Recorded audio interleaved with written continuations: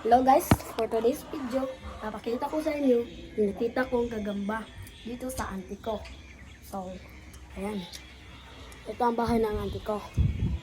So, sa bintana natutulog ang gagamba. So, zoom ko lang. So, ayan yung gagamba.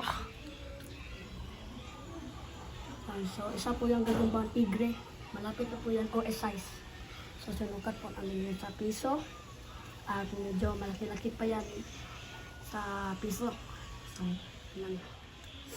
So, di ko pa yan hinuhuli kasi nag-prepare pa ako ng lalagyan niya. So, ang dating lalagyan ko ay lalagyan ko ng unang gagamba ko. Yung first time pa ako naggagamba. So, ayan.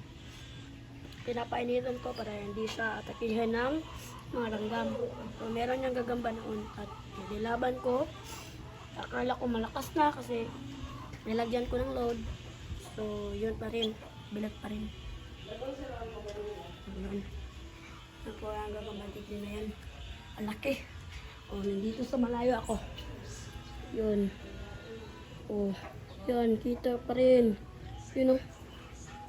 Yun. So, hulihin ko ito pag tapos mag-prepare ng lalagyan. So, hanggang dito na lang po ang video. So, goodbye guys and see you next time.